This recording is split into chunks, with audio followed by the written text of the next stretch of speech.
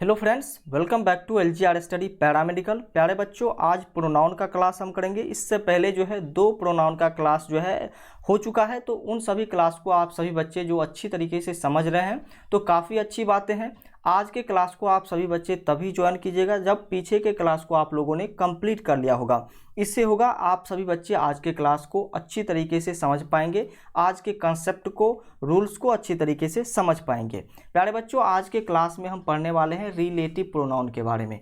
Relative pronoun क्या होता है ये जानने की हम कोशिश करेंगे। सबसे पहले आप देख लीजिए कि रिलेटिव प्रोनाउन आपके कौन कौन से वर्ड होते हैं। तो सबसे पहले आपको यहाँ पर दिख रहा होगा हु, व्हिच, हुम, व्हिच और दैट। ये सभी आपके रिलेटिव प्रोनाउन है। रिलेटिव प्रोनाउन का काम क्या है भाई साहब? इसका काम है जब एक सेंटेंस जो है पूरा सेंटेंस में 2 सेंटेंस रहे तो दोनों सेंटेंस को जोड़ना पड़ता है। दोनों सेंटेंस को क्या करना पड़ता है? जोड़ना पड़ता है। और ये जोड़ने का काम जो है रिलेटिव प्रोनाउन का ही है। लेकिन रिलेटिव प्रोनाउन का तो सिर्फ एक ही काम नहीं है, इनका एक और काम है। ये काम तो है सिर्फ जब 2 सेंटेंस को जोड़ने वाली बातें होगी। तो ये काम किसका होगा भाई साहब? ये कनेक्ट करने का काम तो कंजंक्शन का है। सर, आप कहेंगे सर ये काम तो कंजंक्शन करता है। जी बिल्कुल, जब 2 सेंटेंस को जोड़ने वाली बातें हो तो कंजंक्शन करता है। लेकिन रिलेटिव प्रोनाउन जो है ये ड्यूअर फंक्शन करता है, लेकिन इसको जोड़ने के साथ एक और काम करता है, वो भी हम आपको बताएंगे। बेसिकली इसका जो यूज होता है लेकिन कनेक्टर के ही तौर पर होता है, इसलिए हम थोड़ा आपको ये बता रहे हैं। देखिए, सबसे पहले एक कंजंक्शन वाले एग्जाम्पल को समझिए। Rahul is a rich person. Rahul क्या है? एक रिच पर्सन है। He helps everyone. और इस बीच में जो ये सेंटेंस को जोड़ने का काम कर रहा है, एंड कर रहा है। एंड क्या कर रहा है? कनेक्ट कर रहा है, कनेक्टर है। कनेक्टर यानी कि ये क्या है भाई साहब? कनेक्टर यानी कि ये कंजंक्शन है। कंजंक्शन का काम हो गया। अब आगे जो हम समझेंगे वो काफ़ी जो है महत्वपूर्ण है। इसको हम कंजंक्शन क्यों कहते हैं, इसका रीज़न क्या है? इसका रीज़न क्या है कि रिलेटिव प्रोनाउन को हम कंजंक्शन नहीं कह करके क्या कहते हैं? रिलेटिव प्रोनाउन कहते हैं। रिलेटिव प्रोनाउन कहते हैं। तो हमने आपको पहले ही बताया कि कंजंक्शन का काम सिर्फ 2 सेंटेंस को जोड़ना है, लेकिन रिलेटिव प्रोनाउन का काम क्या है? इसका रीज़न है कि ये कंजंक्शन सिर्फ 2 वर्ड को जोड़ने का काम करता है, लेकिन रिलेटिव प्रोनाउन क्या करता है? सबसे पहला तो ये रिलेट करता है, वर्ड को रिलेट करने का काम करता है।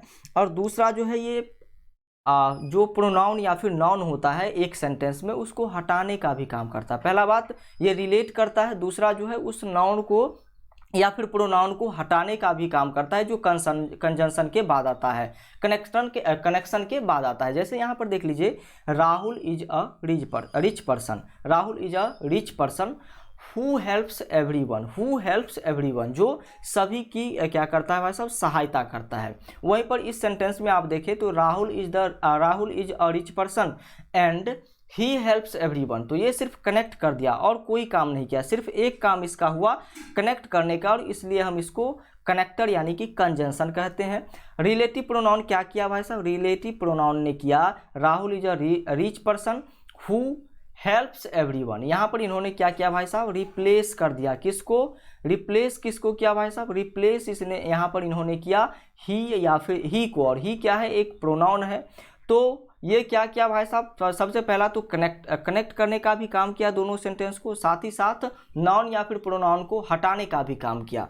तो इसलिए इसको कहा जाता है रिलेट यानी कि ये सबसे पहले सेंटेंस को क्या करता है भाई साहब? रिलेट करता है। और दूसरा काम इसका क्या है भाई साहब? ये हटाता है। किसको? नाउन को हटाता है या फिर प्रोनाउन को भी हटा देता है। तो इसलिए इसका नाम पड़ गया है रिलेटिव प्रोनाउन। कंजंक्शन ना रह करके 2 काम करने की वजह से इसका नाम रिलेटिव प्रोनाउन हो गया। जो सिर्फ सेंटेंस को जोड़ने का काम करता है उसको कंजंक्शन कहते हैं। तो चलिए, कंजंक्शन और रिलेटिव प्रोनाउन में क्या अंतर है ये अब आपको पता चल गया होगा। अब हम आगे की चीज़ों को देखने, जानने और सीखने की कोशिश करेंगे। यहाँ पर आप सभी बच्चों को बिल्कुल दिख रहा होगा, ये पर्सन है भाई साहब। पर्सन के बाद क्या आता है? हुज जो है यहाँ पर सब्जेक्ट होता है। आपने पढ़ा था, क्या पढ़ा आपने यहाँ पर देखा कि हु, हुज, हुम, व्हिच और दैट। हु, हुज, हुम और दैट ये आपके रिलेटिव प्रोनाउन है। तो कौन किसका जो है किस वर्ड का कहाँ पर यूज किया जाता है वो हम यहाँ पर बताने की आपको कोशिश कर रहे हैं। हु का यूज हमेशा सब्जेक्ट के तौर पर किया जाएगा। आप सभी बच्चे यदि नोट भी करना चाहते हैं तो नोट कर लीजिए, वैसे यहाँ पर ट्रिक वाइज आप समझना चाहते हैं तो समझ सकते हैं। हु का यूज कहाँ किया जाता है, हमेशा सब्जेक्ट के तौर पर किया जाएगा। हुज का यूज हमेशा पॉजेसिव एडजेक्टिव के तौर पर किया जाएगा और हुम का प्रयोग हमेशा ऑब्जेक्टिव केस में किया जाएगा। जैसे हम आई का यूज करते हैं, आई हमारा क्या होता है, सब्जेक्ट होता है, मी हमारा पॉजेसिव एडजेक्टिव होता है, माई हमारा क्या होता है भाई साहब, ऑब्जेक्ट होता है। यहाँ पर उसी प्रकार से ही का जो है वी का अस और आवर होता है, ही का हिम और हिज होता है, उसी प्रकार से हु का हुम और हुज होता है। तो यहाँ पर हु क्या हो जाएगा, सब्जेक्ट के तौर पर यूज होगा, ये पॉजेसिव के तौर पर यूज होगा और ये ऑब्जेक्ट के तौर पर यूज होगा। अब यहाँ पर यूज करने की बातें हम आपको बताएंगे। अब यहाँ पर हम यूज करने की बातें करेंगे कि कहाँ पर आपको कैसे और क्या यूज करना है। तो चलिए एग्जाम्पल आपके सामने है और एग्जाम्पल में क्या लिखा हुआ है, राहुल इज द पर्सन। क्या है, Rahul is the person I met yesterday, and I met yesterday आप लिख देंगे एंड, लेकिन यहाँ पर सिर्फ ये जोड़ने का काम किया। आपको रिलेटिव प्रोनाउन लगाना है ना, आपको रिलेटिव प्रोनाउन लगाना है, तो इसके लिए आपको क्या करना होगा भाई साहब, ये एंड आप जैसे ही लगाते हैं तो ये सिर्फ कंजंक्शन का काम करेगा। लेकिन यहाँ पर आपको लगाना क्या है, Rahul is a rich person, और उसके बाद यहाँ पर लगाना है एंड आई मेट यस्टरडे। तो ये क्या हो गया भाई साहब, ये कनेक्टर का काम कर गया, ये तो कंजंक्शन हो गया, ये कंजंक्शन हो गया, ये क्या हो गया, कंजंक्शन हो गया। हमें खोजनी है रिलेटिव प्रोनाउन, तो फिर से देखिए यहाँ पर रिलेटिव प्रोनाउन हम खोजेंगे और दूसरे वाक्य में जो रिलेटिव प्रोनाउन हम खोजने की कोशिश करेंगे। तो यहाँ पर देख लीजिए इसमें क्या है, Rahul is the person, Rahul is the person met me yesterday, met me yesterday. तो ये कैसे बनेगा, यहाँ पर जो है एंड लगा देंगे तो फिर वही बातें हो जाएगी, बिल्कुल गलत हो जाएगी। तो यहाँ पर आई था इसलिए हमें यहाँ पर एंड लगाना पड़ा, कंजंक्शन का यूज करना पड़ा, लेकिन सिर्फ यहाँ पर मिट है तो किसी से मिला होगा। तो हु मिट मी यस्टरडे, तो यहाँ पर देख लीजिए ये क्या है भाई साहब, राहुल क्या, राहुल इज द पर्सन आई मिट मी यस्टरडे, किसने मिला, राहुल एक पर्सन है, लेकिन मिलने का काम कौन कर रहा है, मिट मी। इसे मिला किससे भाई साहब, राहुल से मिला। तो ये क्या है भाई साहब, यहाँ पर आप यदि देखते हैं तो राहुल क्या है भाई साहब, राहुल को आप यदि देखते हैं तो राहुल जो है सब्जेक्ट का काम यहाँ पर कर रहा है। राहुल क्या कर रहा है, सब्जेक्ट, मिलने का काम कौन कर रहा है, डूअर। डूअर आप सभी बच्चे जानते हैं कि डूअर हमेशा क्या होता है, डूअर हमेशा सब्जेक्ट होता है, डूअर हमेशा सब्जेक्ट होता है। और रिसीवर हमेशा क्या होता है, रिसीवर हमेशा ऑब्जेक्ट होता है, रिसीवर हमेशा ऑब्जेक्ट होता है। तो डूअर कौन है, या फिर नॉन डूअर भी ऑब्जेक्ट होता है। तो डूअर कौन है, राहुल इज द पर्सन, और उसी ने मिलने का काम किया किससे, मुझसे। Rahul is the person and I मिट मी, यहाँ पर क्या था, आई ने मिला, लेकिन यहाँ राहुल मिला किससे, मी यानी कि आई से मिला। तो यहाँ पर क्या लगेगा, राहुल जो है सब्जेक्ट हो गया, और इसके लिए यहाँ पर कौन सा रिलेटिव प्रोनाउन का यूज होगा। तो हमने आपको बताया था कि जब आपको सब्जेक्ट के लिए यूज करना होगा रिलेटिव प्रोनाउन को, तो हु का यूज कीजिएगा। तो यहाँ पर हु का यूज कर दीजिए, यहाँ पर हु का यूज करेंगे क्योंकि सब्जेक्टिव केस में यूज करना है। आगे बढ़ते हैं और दूसरा केस क्या हो जाता है, इसको भी समझने की कोशिश करते हैं। दूसरे कंसेप्ट को यदि हम समझने की कोशिश करेंगे तो काफ़ी बेहतर होगा, लेकिन उससे पहले कुछ और भी चीज़ें हैं जो हम आपको बताना चाहते हैं। यहाँ पर ये सारी चीज़ें तो हो गई, ये सारी चीज़ें तो हम आपको कंसेप्ट के तौर पर बताए, लेकिन अब हम आपको जो बताएंगे वो बताएंगे बिल्कुल, अब जो हम आपको बताएंगे एक ट्रिक बताने जा रहे हैं। उस ट्रिक के माध्यम से आपको जो है बिल्कुल क्या हो जाएगा भाई साहब, और भी अच्छी तरीके से समझ पाएंगे आप, और भी अच्छी तरीके से समझ पाएंगे। तो इस ट्रिक को आप सभी बच्चे जान लीजिए।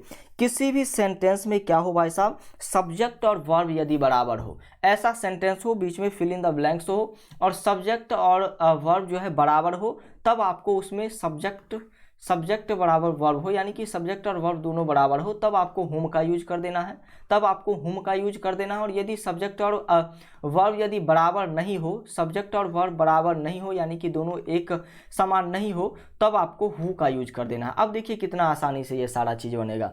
Rahul is the person, Rahul क्या है भाई साहब, ऐसे यदि ट्रिक के माध्यम से समझिएगा तो सिर्फ जो सब्जेक्ट है उस सभी को सब्जेक्ट मान लीजिए। राहुल सब्जेक्ट हो गया, वर्ब क्या है, वर्ब यहाँ पर इज है, तो एक सब्जेक्ट एक वर्ब अभी तक आ चुका है। आई क्या है, आई सब्जेक्ट है। मेट क्या है, मेट मतलब मिलना, तो ये वर्ब है। तो यहाँ पर देख लीजिए वर्ब की बात करते हैं तो वर्ब आपका कितना आ गया, आपके सामने वर्ब जो आया है ये 2 आया है, और सब्जेक्ट कितना आया आपका, आपका सब्जेक्ट कितना आया, आपका सब्जेक्ट भी एक और एक आई जो ये सब्जेक्ट है, दो सब्जेक्ट भी है, दो सब्जेक्ट भी है, तो दो सब्जेक्ट और दो वर्ब जैसे बराबर है तो हमें क्या यूज करना है, हुम का यूज करना है। हमें क्या करना है, हुम का यूज करना है। तो यहाँ पर हुम का यूज कर देंगे, यहाँ पर हुम का यूज कर देंगे। वहीं पर यहाँ पर देखेंगे राहुल, राहुल क्या है, सब्जेक्ट है, इज क्या है, वर्ब है, मेट क्या है भाई साहब, वर्ब है, और यहाँ पर मी जो है ये क्या है, मी तो ऑब्जेक्ट है ना, मी तो ऑब्जेक्ट है, ऑब्जेक्टिव केस में है। तो यहाँ पर क्या हो गया, सब्जेक्ट कितना है, सब्जेक्ट कितना है, एक सब्जेक्ट है, वर्ब कितना है, दो है, दो वर्ब है, दोनों बराबर नहीं हो रहा है, तो इसलिए यदि subject equal to not verb तो यहाँ पर क्या, नोट इक्वल टू वर्ब, तो यहाँ पर क्या करेंगे भाई साहब, आप यहाँ पर हु का यूज कर देंगे। इस ट्रिक के माध्यम से समझेंगे तो सारी चीज़ें काफ़ी अच्छी से आपको समझ में आएगी। दूसरा केस जो केस है ये कंसेप्ट के बारे में हमने आपको बताया था। यदि कंसेप्ट आप नहीं समझे हैं तो फिर से समझ लीजिए। कंसेप्ट में आपको यहाँ पर बिल्कुल लिखा हुआ दिख रहा है कि डूअर हमेशा क्या होता है भाई साहब, डूअर हमेशा सब्जेक्ट होता है, रिसीवर और नॉन रिसीवर हमेशा ऑब्जेक्ट होता है। ये सारी बातें हमने आपको पहले ही बता दी, तो इसको यदि नोट करना होगा तो आप सभी बच्चे नोट कर लीजिएगा। डूअर कौन होता है, डूअर हमेशा सब्जेक्ट होगा और रिसीवर और नॉन रिसीवर हमेशा ऑब्जेक्ट होगा। एग्जाम्पल देख लीजिए, Rahul is the person I met me yesterday. राहुल एक पर्सन है, उससे किसने मिला, आई मिला, तो सब्जेक्ट यहाँ पर कौन हो गया भाई साहब, डूअर कौन है, डूअर कौन है, डूअर यहाँ पर आई है, मिलने का काम, आई मेट मी यस्टरडे किससे, राहुल से मिला, राहुल से कौन मिला, आई मिला, तो यहाँ पर डूअर आई हो गया और इसलिए यहाँ पर राहुल क्या हो जाएगा, यहाँ पर राहुल ऑब्जेक्ट होगा, राहुल ऑब्जेक्ट होगा और इस राहुल के लिए यहाँ पर ऑब्जेक्टिव केस का यूज करना होगा। और ऑब्जेक्टिव केस क्या हो जाता है, ऑब्जेक्टिव केस हो जाता है हुम, ऑब्जेक्टिव केस आपका हुम होगा, तो हुम का यूज यहाँ पर आपको करनी है। और आप यदि ट्रिक वाइज समझिएगा तो ट्रिक में के माध्यम से समझिएगा तो सिर्फ आपको कंसेप्ट कोई रूल यूज ही नहीं करना है, सिर्फ सभी सब्जेक्ट को गिन लेना है। राहुल सब्जेक्ट, इज सब्जेक्ट, ये ट्रिक है भाई साहब। कंसेप्ट पर जाइएगा तो राहुल ऑब्जेक्ट हो जाएगा, लेकिन हम पहले ही बता रहे हैं, लेकिन ये आप बिना ट्रिक का मानिएगा तो Rahul subject, I verb, I subject, met verb दोनों बराबर है, जितना वर्ब जितना सेंटेंस, तो उस हिसाब से भी यहाँ पर हुम का ही यूज होगा। तो ज़्यादातर अच्छा होगा जब आप ट्रिक का ही यूज करेंगे। Rahul is the person, Rahul is the person met me yesterday, Rahul is the person met me yesterday, मिला, मुझसे मिला, कौन मिला, मेट मी यस्टरडे, मुझसे मिला, कौन मिला, मुझसे कौन मिला, राहुल मिला। तो यहाँ पर राहुल क्या होगा, राहुल हो गया डूअर, राहुल हो गया डूअर, यानी कि डूअर बराबर, डूअर कौन है भाई साहब, डूअर सब्जेक्ट होता है, तो यहाँ पर राहुल के लिए सब्जेक्टिव केस का यूज होगा। सब्जेक्टिव केस का यूज जैसे ही होगा तो हु जो है यहाँ पर सब्जेक्टिव केस हो जाता है, तो हु का यूज यहाँ पर करना होगा। और ट्रिक के माध्यम से समझिएगा तो राहुल सब्जेक्ट, इज वर्ब, और यहाँ पर जो है एक सब्जेक्ट है ही नहीं, तो वही बातें हैं, यहाँ पर भी वही चीज़ें हमने आपको बताने की कोशिश की थी, दोनों बातें सेम हैं। तो अब आपको ये सारी चीज़ें बिल्कुल जिस तरीके से डेली आप समझते आ रहे हैं सभी क्लास में, आज भी अब आपको समझ में आया होगा। आगे बढ़ते हैं। और Ajay is the person, Ajay क्या है भाई साहब, अजय पर्सन है। एब्यूज्ड विजय लास्ट नाइट, एब्यूज्ड विजय लास्ट नाइट, अजय क्या है, एक पर्सन है और उसने क्या किया भाई साहब, एब्यूज्ड किया, किसको, विजय को गाली दिया। लास्ट नाइट में अजय ने विजय को गाली दिया, लास्ट नाइट में अजय ने विजय को गाली दिया। यहाँ पर आप यदि देखते हैं तो आप कहेंगे कि सर ये जो है विजय ये सब्जेक्ट है, ये बिल्कुल सब्जेक्ट नहीं है। यहाँ बिल्कुल झलक रहा है वैसे ही कि ये सब्जेक्ट नहीं है। क्यों नहीं सब्जेक्ट है, वर्ब के बाद यदि कोई नाउन या प्रोनाउन होता है आता है, एक जो है आप सभी बच्चे नोट कीजिए, यदि वर्ब के बाद कोई नाउन और प्रोनाउन आए तो वह नाउन और प्रोनाउन ऑब्जेक्ट माना जाएगा। तो यहाँ पर ये जो है वर्ब पहले आ चुका है और इसके बाद जो है विजय आया है, यानी कि नाउन आया है, तो ये ऑब्जेक्ट हो जाएगा। और जैसे ही ये ऑब्जेक्ट होगा तो अजय सब्जेक्ट हो जाएगा, अजय सब्जेक्ट हो जाएगा। और अजय जैसे ही सब्जेक्ट होगा तो अजय के लिए यहाँ पर क्या लगेगा, अजय के लिए यहाँ पर हु का यूज किया जाएगा। समझ गए, समझ में आ रही है बातें। चलिए, Ajay is the person Vijay abused last night. Ajay person है, उसको एब्यूज्ड किसने किया, विजय ने एब्यूज्ड किया। किसने एब्यूज्ड किया, विजय ने एब्यूज्ड किया अजय को। विजय ने अजय को एब्यूज्ड किया, तो विजय ने गाली देने का काम किया किसको, अजय को। तो अजय ऑब्जेक्ट हो गया क्योंकि ये रिसीवर है, डूअर कौन है, विजय है। तो डूअर विजय है तो यहाँ पर ये ऑब्जेक्ट हो जाएगा। ऑब्जेक्ट जो है यहाँ पर अजय है, अजय जैसे ही ऑब्जेक्ट है तो इसके लिए ऑब्जेक्टिव केस हुम का यूज करेंगे। हुम का यूज करेंगे। वैसे हम ट्रिक वाइज देखेंगे तो यहाँ पर ये सब्जेक्ट होगा, ये वर्ब होगा, ये भी सब्जेक्ट होगा और ये भी वर्ब होगा। दो वर्ब दो सब्जेक्ट यदि साथ साथ आ रहा है फिर भी हमें क्या करना है, दोनों चीज़ें बराबर है तब भी हम जो है ट्रिक वाइज भी समझते हैं तो यहाँ पर हुम का ही यूज होगा। कंसेप्ट के माध्यम से समझते हैं फिर भी यहाँ पर हुम का ही यूज किया जाएगा। अगला है Rohan is the person. Rohan एक पर्सन है। और उसके बाद है आई मिट वाज द एक्टर हिमसेल्फ। वो क्या है भाई साहब, एक्टर है। उससे मिलने का काम कौन कर रहा है, उससे मिलने का काम जो है रोहन से मिलने का काम कौन कर रहा है, आई कर रहा है। रोहन एक्टर है और इस एक्टर से मिलने का काम कौन कर रहा है, रोहन से मिलने का काम आई कर रहा है। तो यहाँ पर रोहन जो है ऑब्जेक्ट हो जाएगा क्योंकि ये रिसीवर है। ये सिर्फ इससे मिलने कौन आ रहा है, सब्जेक्ट यानी कि डूअर कौन हो जाएगा, डूअर यहाँ पर जो है आई है और डूअर यहाँ पर आई है तो आई जो है यहाँ पर सब्जेक्ट का काम करेगा, आई सब्जेक्ट का काम करेगा। तो रोहन के लिए ऑब्जेक्टिव केस आपको यूज करनी है और ऑब्जेक्टिव केस यूज कीजिएगा तो हु का ऑब्जेक्टिव केस हुम होता है और यहाँ पर हुम आपको लगानी होगी। और ट्रिक्स के माध्यम से आप यदि समझते हैं तो रोहन आपका यहाँ पर ट्रिक के माध्यम से हमने आपको पहले ही बताया कि कोई रूल नियम लेकर के नहीं चलना पड़ता है ट्रिक में। तो इसको आप सब्जेक्ट मानिएगा, इज को आप वर्ब मानिएगा, आई को आप सब्जेक्ट मानिएगा, मेट को आप वर्ब मानिएगा। तो वर्ब और सब्जेक्ट दोनों बराबर है तो इसके ट्रिक वाइज भी आपको हुम का ही यूज यहाँ पर करना है। तो चलिए ज़्यादा बेहतर होगा जब आप इस ट्रिक को यूज करेंगे तो काफ़ी जो है हद तक ये सारी चीज़ें आपको समझ में आएगी। Vijay is the person. Vijay क्या है भाई साहब, विजय पर्सन है। Vijay abused last night.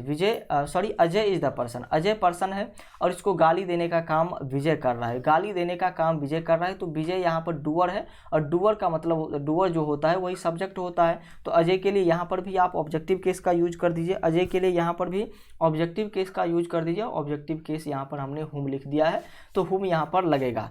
और आप ट्रिक के माध्यम से तो बिल्कुल आसान है तो ट्रिक वाइज आप समझ सकते हैं। तो हम आपको सिर्फ कंसेप्ट वाली चीज़ें आप जो भी 3-4 एग्जाम्पल है इसमें हम आपको बताने की कोशिश करेंगे ताकि और भी आप बेहतर रहें। चलिए, Rohit is the boy I think has stolen the ring. रोहित ने क्या किया भाई साहब, क्या किया भाई साहब, स्टोलन यानी कि रिंग खरीदने का काम किया है। तो कौन जो है रिंग खरीदने का काम किया है, रोहित ही किया है। किसने, रोहित ही जो है रिंग खरीदने का काम किया है। तो यहाँ पर रोहित क्या हो जाएगा, जी बिल्कुल, स्टोलन मतलब जो है चुराना होता है। स्टोलन मतलब चुराना होता है। तो यहाँ पर रोहित ने क्या किया है भाई साहब, चुराने का काम किया है। रिंग चुराने का काम जो है रोहित के द्वारा किया गया है। तो यहाँ पर बिल्कुल करेक्ट आंसर जो है, बिल्कुल करेक्ट आंसर क्या हो जाएगा, रोहित यहाँ पर सब्जेक्ट है यानी कि डूअर है। चुराने का काम कौन किया है, डूअर यानी कि सब्जेक्ट रोहित है। तो रोहित जैसे ही यहाँ पर सब्जेक्ट है तो यहाँ पर आपको हु लगानी होगी। हु इसका सब्जेक्टिव केस है तो आपको क्या लगानी होगी, यहाँ पर लगानी होगी। तो चलिए आगे बढ़ते हैं और आगे की चीज़ों को सीखने समझने की कोशिश करते हैं। Rekha is the girl. Rekha is the girl. Rekha क्या है भाई साहब, लड़की है। I think you can trust. I think you can trust. और वो क्या कर सकती है भाई साहब, वो ट्रस्ट कर सकती है। तो रेखा के ट्रस्ट करने की बात हो रही है और रेखा की ट्रस्ट करने की बात हो रही है। I think you can trust, you को ट्रस्ट करने की बात हो रही है। रेखा जो है रिसीवर है। ट्रस्ट इस पर कौन करेगा, यू इस पर ट्रस्ट करेगा। यू इस पर क्या करेगा, ट्रस्ट करेगा। तो जैसे यू जो है डूअर होगा तो रिसीवर रेखा हो जाएगी। रिसीवर रेखा होगी तो यहाँ पर ऑब्जेक्टिव केस का यूज होगा और ऑब्जेक्टिव केस का यूज यहाँ पर होगा तो हुम का यूज यहाँ पर हमें करना होगा। हुम का यूज यहाँ पर करना होगा। ट्रिक के माध्यम से भी हम समझ लेते हैं। रेखा है यहाँ पर सब्जेक्ट, यहाँ पर इज जो आपका वर्ब है। उसके बाद यदि हम बात करते हैं आई जो आपका यहाँ पर हो जाएगा ये सब्जेक्ट होगा। और उसके बाद यदि हम बात करते हैं आई थिंक और यू कैन, ये आई थिंक और यू कैन जो है ये दोनों जो है वर्ब ही होंगे आपके। तो यहाँ पर 3 वर्ब और 3 सब्जेक्ट हो रहे हैं तो इसके माध्यम से भी आपका यहाँ पर यूज हुम का ही होगा। चलिए लास्ट आपका जो एग्जाम्पल है इसमें है द मैन आई मिट वाज क्लासमेट। आई मिट, मैन जो है कौन है, मैन से किसने मिलने का काम कर रहा है, आई जो है मैन से मिलने का काम कर रहा है। आई का क्लासमेट था। आई का क्लासमेट कौन था, आई का क्लासमेट मैन था। और आई ने किससे मिला भाई साहब, आई ने मिला मैन से। आई ने मिला मैन से, द मैन। आई ने मिला इस मैन से और एक ही मैन है इसलिए यहाँ पर द मैन का यूज किया गया है। तो आई मिट किससे मिला भाई साहब, किससे मिला, आई जो है मिला मैन से। तो यहाँ पर आई सब्जेक्ट हो जाएगा और ये द मैन जो है ये ऑब्जेक्ट हो जाएगा। द मैन क्या हो जाएगा, द मैन ऑब्जेक्ट हो जाएगा। तो चलिए जैसे ही ये ऑब्जेक्ट होगा तो ऑब्जेक्टिव केस का यूज यहाँ पर करेंगे WHOM। WHOM home objective case है इसका। तो चलिए आशा करते हैं ये सारा एग्जाम्पल आपको समझ में आया होगा। इसको ट्रिक के माध्यम से भी समझ लेते हैं। द मैन सब्जेक्ट, उसके बाद यहाँ पर क्या हो जाएगा आई क्या हो जाएगा भाई साहब, आई आपका सब्जेक्ट हो गया। मिट जो है ये आपका वर्ब हो जाएगा। वाज क्लासमेट, तो यहाँ पर जो है वाज की यदि हम बात करते हैं तो वाज का संबंध यहाँ पर ये जो वाज वर्ब लग रहा है ये द मैन के लिए लग रहा है, ये जो है द मैन के लिए लग रहा है। और यहाँ पर जो है ये दो वर्ब और दो, यहाँ पर भी क्या हो रहा है भाई साहब, दो वर्ब और दो क्या कहते हैं उसको सब्जेक्ट लग रहा है। देखिए ये I was verb, met verb, I जो है सब्जेक्ट और द मैन सब्जेक्ट, तो दोनों बराबर है, तो इसके लिए भी हमें होम का यूज करना है। तो चलिए ट्रिक के माध्यम से कीजिएगा तो और भी आसान होगा। आगे बढ़ते हैं और आगे की चीज़ों को अब सीखने समझने की कोशिश करेंगे। लेकिन आपके मन में कोई और भी चीज़ें रह गई हो तो एक बार आप सभी बच्चे बता दीजिएगा। तो चलिए आगे की चीज़ों को अब हम सीखने, जानने और समझने की कोशिश करेंगे। और एक कंसेप्ट आपके समझ में यदि नहीं आया हो या फिर आपके मन में कोई डाउट रह गया हो कि सर द बॉय, ये द बॉय क्या है भाई साहब, ये द गर्ल क्या है, द बॉय और ये द गर्ल क्या है, द बॉय और द गर्ल क्या है, आप कहेंगे ये भी सब्जेक्ट है सर। बिल्कुल ये सब्जेक्ट नहीं है, द बॉय और द गर्ल सब्जेक्ट नहीं है। हमने आपको एक नोट अभी लिखाया है कि वर्ब के बाद यदि कोई नाउन और प्रोनाउन आता है तो हमेशा ऑब्जेक्टिव केस में यूज होगा, ऑब्जेक्टिव केस में यूज होगा। और जैसे ही द बॉय जो है वर्ब के बाद आ रहा है तो ये ऑब्जेक्ट हो जाएगा, तो ये ऑब्जेक्ट के रूप में ही काम करेगा। तो इसलिए इस पर आपको टेंशन नहीं लेनी है, द बॉय जो है हमेशा ऑब्जेक्ट होगा। तो इसके लिए हमें क्या करना है भाई साहब, इसका एक्सप्रेशन अलग है और इसी के लिए हम इसको बिल्कुल अपने इस कंसेप्ट में बिल्कुल नहीं लिए हैं, क्योंकि ये सारे ऑब्जेक्ट हैं, ये सारे ऑब्जेक्ट हैं। क्यों ऑब्जेक्ट है, क्योंकि वर्ब के बाद आए हैं। ये द पर्सन क्या है, ये द पर्सन भी ऑब्जेक्ट है क्योंकि वर्ब के बाद आए। ये द पर्सन भी ऑब्जेक्ट है, ये द पर्सन भी ऑब्जेक्ट है। तो ये सारे ऑब्जेक्ट है, इसलिए इस पर हम ज़्यादा ध्यान नहीं दिए हैं। तो आप सभी बच्चे को ध्यान रखना होगा ये सारी चीज़ें। ऐसा नहीं कि आप द पर्सन को भी मान लीजिएगा कि ये डूअर है या फिर अजय को हम डूअर माने, तो फिर आप फंस जाइएगा। यहाँ पर वर्ब के बाद जो भी नाउन या प्रोनाउन आएगा उसको आपको सिर्फ ऑब्जेक्ट मानते चलना है। चलिए अगले कंसेप्ट को आप समझने की हम कोशिश करेंगे। और अगला जो हमारा कंसेप्ट होगा वो क्या होगा, पोजीशन को कनेक्ट करने के लिए हम हुज का यूज करते हैं। अब हमने हु और हुम का यूज तो काफ़ी अच्छी तरीके से समझा। अब हमें क्या पढ़नी है, अब हमें पढ़नी है use of whose, use of whose. और हुज का यूज कहाँ किया जाता है, पोजीशन को कनेक्ट करने के लिए हुज का यूज किया जाता है। पोजीशन को कनेक्ट करने के लिए पोजीशन कहाँ पर होगा ये देख लीजिए। पोजीशन को कनेक्ट करने के लिए हुज का यूज किया जाता है। यहाँ पर उसे लिखा गया है, यहाँ पर यूज के बदले उसे लिखा गया है, तो यूज होता है। देखिए Rahul is my friend, Rahul is my friend, father gave me a piece of advice. राहुल के पिता ने, राहुल मेरा दोस्त है और राहुल के पिता ने, यानी कि राहुल मेरा दोस्त है तो फ्रेंड के पिता ने, कौन, राहुल मेरा फ्रेंड है और इस फ्रेंड के पिता ने क्या दिया भाई साहब, हमें जो है एडवाइस दिए, हमें एडवाइस दिए। Gave me a piece of advice, तो हमें एडवाइस कौन दिए, फादर ने दिए। फादर किसके थे, फादर थे फ्रेंड के। तो यहाँ पर इस फ्रेंड और फादर के बीच में जो है पोजीशन बन रहा है ना, फादर और फ्रेंड के बीच में जो है पोजीशन बन रहा है, पुत्र और फादर का, यानी कि सन और फादर का जो है पोजीशन बन रहा है। और इस पोजीशन के लिए हमें क्या यूज करना है, इस पोजीशन के लिए हमें यूज करना है हुज का। पोजीशन के लिए हुज का यूज करना पड़ता है। तो यहाँ पर पोजीशन बन रहा है, देखिए इस फ्रेंड और इस फादर के बीच में किसका पोजीशन बन रहा है, पुत्र और पिता का पोजीशन बन रहा है। तो इसलिए यहाँ पर किसका यूज होगा, हुज का यूज होगा, हुज का यूज होगा। देखिए यहाँ पर Ravi is the person whose, Ravi is the person whose son got the first rank in the UPSC exam. रवि क्या है भाई साहब, रवि एक पर्सन है, रवि क्या है भाई साहब, रवि एक पर्सन है। और रवि का यहाँ पर जो है रवि का पोजीशन कहाँ से बनेगा, रवि का पोजीशन बनेगा कहाँ, रवि का पोजीशन बनेगा सन से, रवि का पोजीशन बनेगा सन से। Ravi is the person whose son, Ravi के बेटे ने got the first rank in the UPSC exam. UPSC exam में क्या किया भाई साहब, फर्स्ट रैंक लाया है, किसने, रवि के बेटे ने। तो ये बेटा किसका है भाई साहब, रवि का है ना। तो रवि और इस सन के बीच में पोजीशन बन रहा है, बिल्कुल पोजीशन बन रहा है, रवि का बेटा है तो सन किसका है, रवि का है, पोजीशन बन रहा है, तो इसलिए यहाँ पर हुज का यूज किया गया है। आगे बढ़िए, Rahul is the same person, the same the same को आप अच्छी तरीके से देखिएगा, Rahul is the same person who cheated me yesterday. राहुल एक सेम पर्सन है, राहुल द सेम, और जैसे ही द सेम वाली चीज़ें आए, द सेम वाली चीज़ें आए तो आपको यूज करना है क्या, द सेम के लिए आपको यूज करना होगा कुछ अलग चीज़ें। किसी भी सेंटेंस में यदि द सेम वाली चीज़ें आए तो इसके लिए आपको दो चीज़ का यूज करना है। द सेम के लिए दो वर्ड यूज होता है, पहला दैट और दूसरा एज। दैट का यूज कब करेंगे द सेम के लिए, व्हेन वर्ब इज गिवन, जब सेंटेंस में वर्ब गिवन होगा यानी कि वर्ब होगा तब हम दैट का यूज करेंगे। When verb is not given, verb जब गिवन नहीं होगा तब हम क्या करेंगे, वर्ब जब गिवन नहीं होगा तब हम क्या करेंगे, तब द सेम के लिए हम एज का यूज करेंगे, द सेम के लिए एज का यूज करेंगे। तो वही बातें यहाँ पर हो रही है। तो चलिए अब इसको समझने की कोशिश करते हैं। तो हमें क्या यूज करना है, द सेम में हमें व्हिच का यूज नहीं करना है। अब हम दैट पर आ चुके हैं, हम दैट पर आ चुके हैं। Use of that, use of that आप सभी बच्चे लिख लीजिएगा।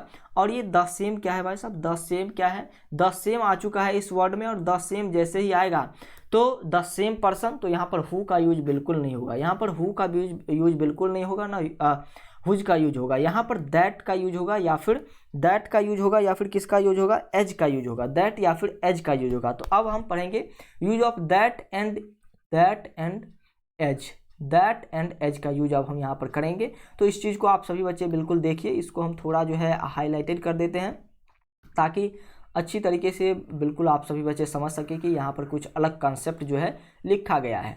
Use of that and age, use of that and age.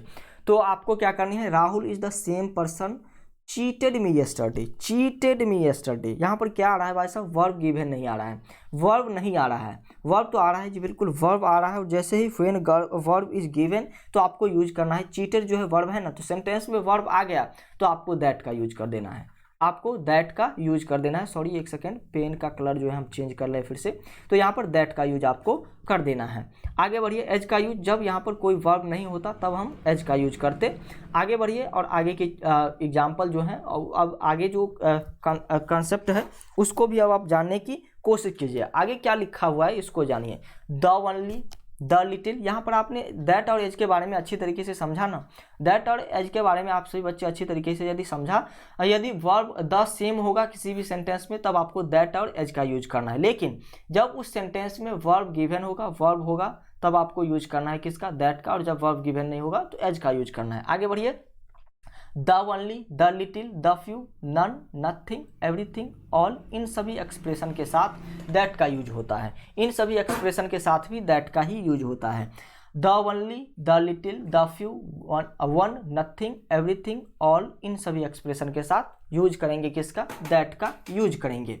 तो देखिए ऑल यहाँ पर आ गया है, all which glitters is note gold, सभी चमकने वाली चीज़ें जो है सोना नहीं हुआ करती है। तो यहाँ पर क्या हो जाएगा भाई साहब, ग्लिटर्स जो है बिल्कुल सही है। तो ये जो है हमेशा क्या होता है, ग्लिटर्स का मतलब चमकने वाली चीज़ें, तो ये हमेशा सिंगुलर ही होता है और इसलिए यहाँ पर इज का यूज किया गया है, तो इसके लिए आप टेंशन मत लीजिएगा। लेकिन ऑल का यूज हुआ है, और ऑल का यूज जैसे ही हुआ है, ऑल का यूज जैसे ही हुआ है तो आपको क्या यूज करना पड़ेगा, ऑल का यूज जैसे ही हुआ है, ओनली, लिटिल, ये सभी चीज़ें, ऑल, इन सभी एक्सप्रेशन के साथ आपको दैट का यूज करना है। आपको क्या करना है भाई साहब, दैट का यूज करना है। तो आप सभी बच्चे एक बार कीजिए, इसको एक बार करने की कोशिश कीजिए कि यहाँ पर क्या हो जाएगा भाई साहब। यहाँ पर आपको क्या करना है, व्हिच को हटा करके दैट का यूज यहाँ पर करना होगा, व्हिच को हटा करके दैट का यूज करना होगा। एवरीथिंग आ गया है इस सेंटेंस में, एवरीथिंग व्हिच, एवरीथिंग व्हिच नहीं, एवरीथिंग दैट, एवरीथिंग व्हिच नहीं, everything that we have done so far is important. आगे बढ़िए, this is the same purpose as yours. देखिए this is the same person as your, तुम्हारे जैसा ही क्या है भाई साहब, पर्पस हमारा भी है। तो यहाँ पर द सेम आ गया है, द सेम आ गया है। द सेम में क्या देखेंगे आप, द सेम में आप देखेंगे यहाँ पर कि कोई वर्ब नहीं दिख रहा है इस सेंटेंस में।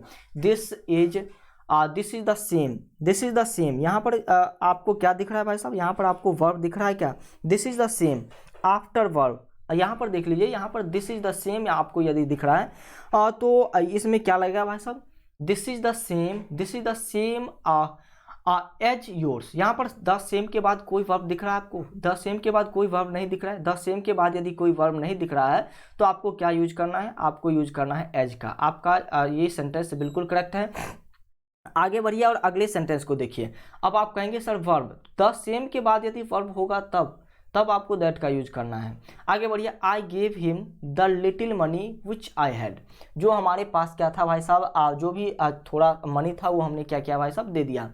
तो I gave him the little money, little आ गया है और लिटिल जैसे ही सेंटेंस में आया तो आपको दैट का यूज करना पड़ेगा। I gave him the little money money that I had, that होगा यहाँ पर, दैट होगा क्योंकि यहाँ पर लिटिल का यूज किया गया है, दैट यहाँ पर यूज किया जाएगा। एवरीवन और एवरीथिंग, एवरीवन और एवरीथिंग दोनों लग सकता है। Which reminds her of her mistake irritates her, यदि किसी भी व्यक्ति को, कोई भी व्यक्ति हो और उसको यदि अपना याद आता है, मिस्टेक याद आता है, तो वो थोड़ा इरिटेट होता है, वो थोड़ा इरिटेट होता है, वही बातें यहाँ पर कही जा रही है। तो एवरीथिंग आर, एवरीवन और एवरीथिंग आर क्या है भाई साहब, एवरीवन और everything, everything which reminds he of her of her mistake irritates her. यहाँ पर देख लीजिए एवरीथिंग और एवरी वन दोनों यूज हो सकता है, लेकिन इसके बाद क्या यूज होगा, इसके बाद तो हमें दैट का यूज करना है ना, इसके बाद तो हमें एवरीथिंग और एवरी वन के बाद दैट का यूज करना है, तब ये सेंटेंस पूरा होगा। ये दोनों में से कोई एक ही रह सकता है। आगे बढ़िए, आगे हम बढ़ते हैं और आगे की चीज़ों को सीखने समझने की अब हम कोशिश करेंगे। अब थर्ड केस में हम आ चुके हैं और थर्ड केस में हमें यूज करना है व्हिच का यूज करना है थर्ड केस में। और इसमें व्हिच का यूज किस तरीके से होता है और दैट का यूज किस तरीके से होता है ये जानिए। व्हिच और दैट का यूज इस केस में कैसे होता है ये जानने की कोशिश कीजिए। व्हिच का यूज जो है प्राइमरी सिलेक्शन के लिए होता है। सबसे पहले व्हिच का यूज जो है सिलेक्शन के लिए होता है और ये सिलेक्शन कैसा होना चाहिए, प्राइमरी सिलेक्शन होना चाहिए, सिलेक्शन के लिए होना चाहिए और वो भी प्राइमरी सिलेक्शन होना चाहिए। हाँ, तो अब आप सर कहेंगे कि सर सिलेक्शन क्या होता है, सिलेक्शन क्या होता है। तो देखिए, हम यदि कहते हैं कि who is your brother, who is your brother, इसमें कहीं सिलेक्शन वाली बातें नहीं हो रही है, लेकिन हम कह दें कि which is your brother in the Q, which is the brother in the Q, which is the brother in the Q. हम यदि कह दें who is the brother, who is your brother, who is your brother, तो इसमें क्या हुआ भाई साहब, हु इज योर ब्रदर में कहीं आपको लग रहा है कि सिलेक्शन वाली बातें हो रही है, सिलेक्शन वाली बातें कहीं पर हो रही है, ये आपको लग रहा है प्राइमरी पर्पस के लिए नहीं हो रहा है। लेकिन हम यदि कह दें कि व्हिच इज योर ब्रदर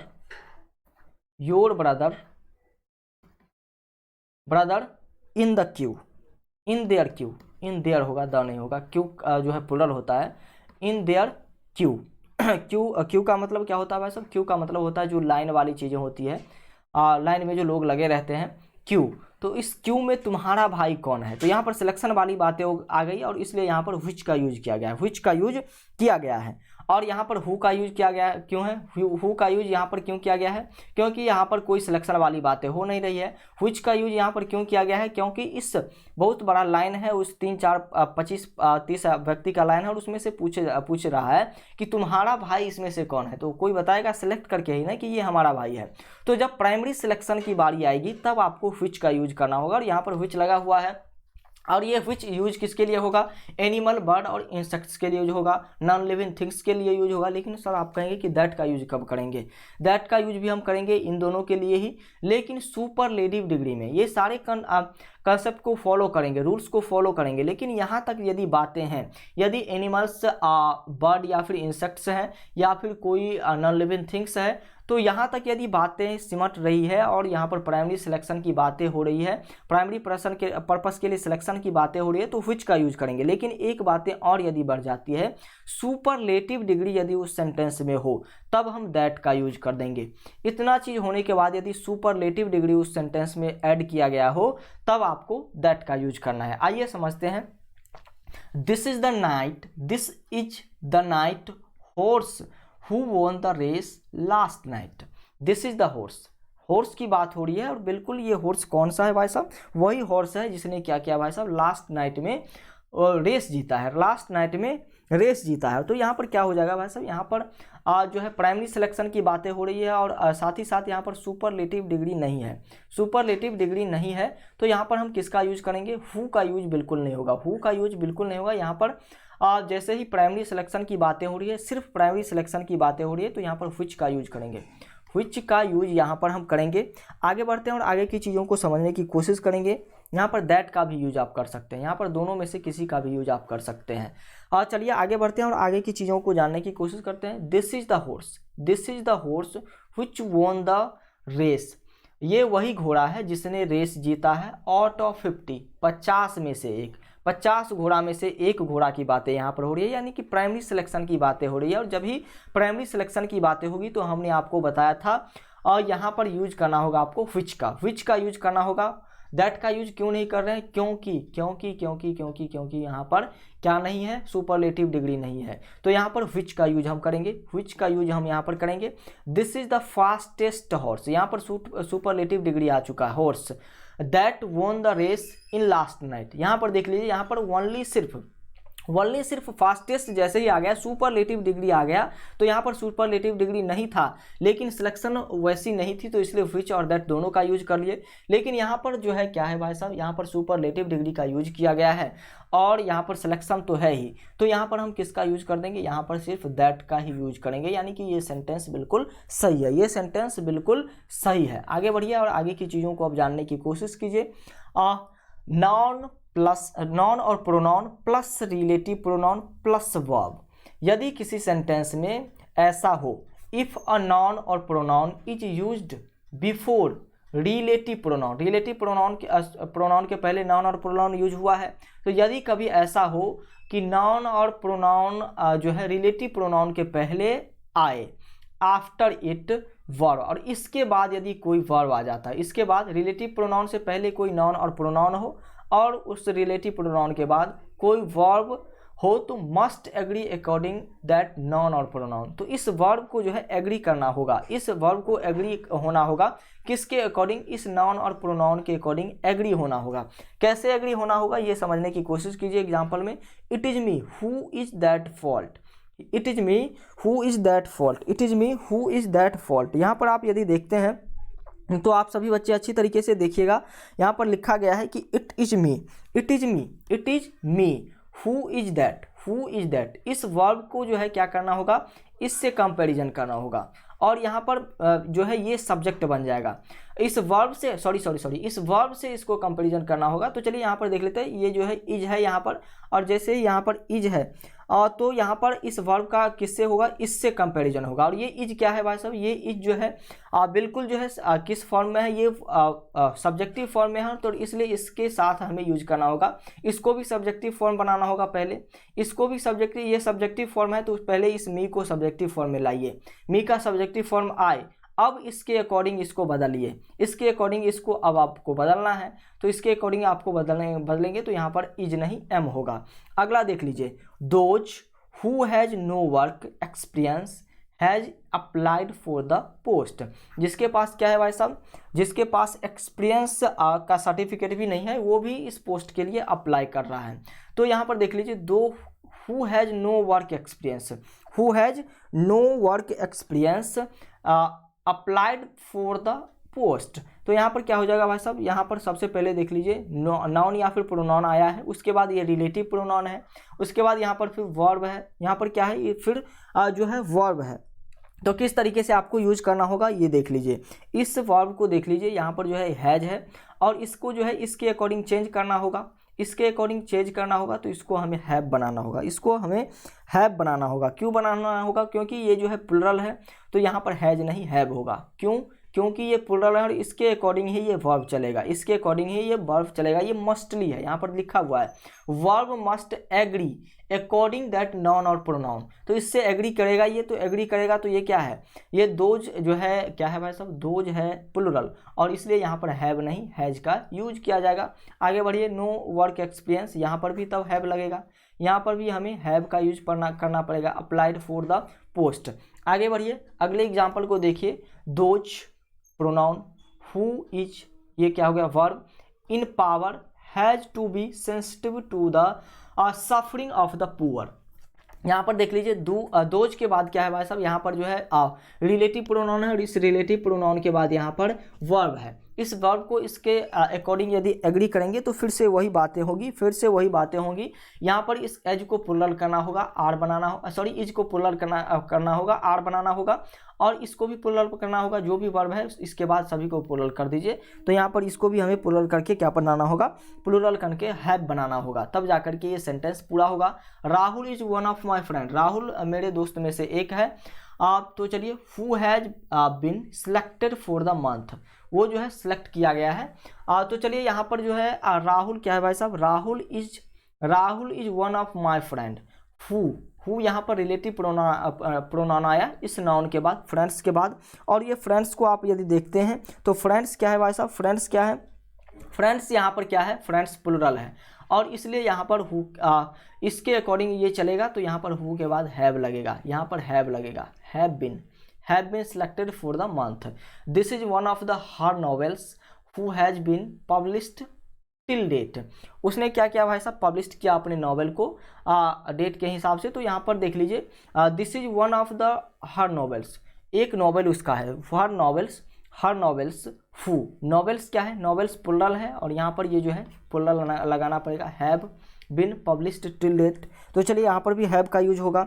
आगे बढ़िए और आगे की चीज़ों को जानने, सीखने, समझने की कोशिश कीजिए। Mohit is one of my friend, Mohit is one of my friend, friends होगा यहाँ पर जी बिल्कुल। Who has purchased a flat in this city, Mohit क्या है भाई साहब, मेरे दोस्त में से एक है, और उसने क्या किया भाई साहब, परचेज किया यानी कि खरीदा एक फ्लैट इन दिस सिटी में।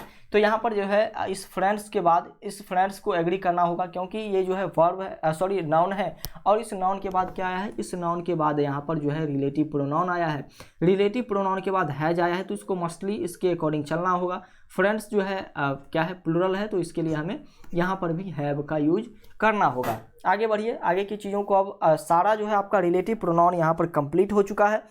रिलेटिव प्रोनाउन आपको काफ़ी अच्छी तरीके से समझ में आई होगी, और बिल्कुल जिस तरीके से सभी क्लास का फीडबैक आपका काफ़ी अच्छा आ रहा है, इसका भी वही आएगा, ये हमें पता है। तो चलिए आज के क्लास में इतना ही। आज के क्लास को अच्छी तरीके से आप लोगों ने एंजॉय किया।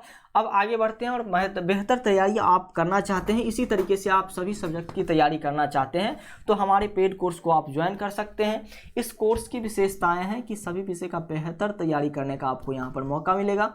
चैप्टर वाइज जैसे आपका इंग्लिश का क्लास चलता है, सभी सब्जेक्ट का क्लास चलेगा, उसके बाद जैसे ही उसका थ्योरी का क्लास खत्म होता है उसका ऑब्जेक्टिव कराया जाएगा। सभी विषय का PDF नोट्स भी आपको मिलेगा, प्रीवियस ईयर क्वेश्चन का भी प्रैक्टिस कराया जाएगा, मॉडल पेपर का भी प्रैक्टिस कराया जाएगा। इसके लिए आप सभी बच्चे एग्री रहेंगे।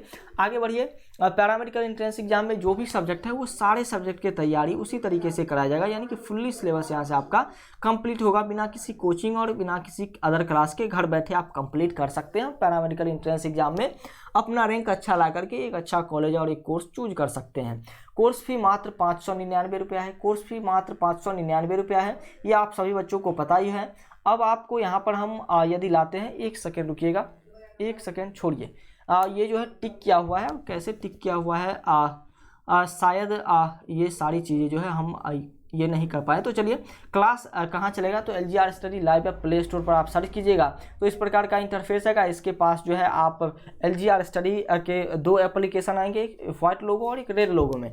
रेड लोगो वाले एप्लीकेशन को डाउनलोड करना है, उसके बाद इंस्टॉल करनी है। इंस्टॉल करने के बाद रजिस्टर वाले आइकन पर क्लिक करना है।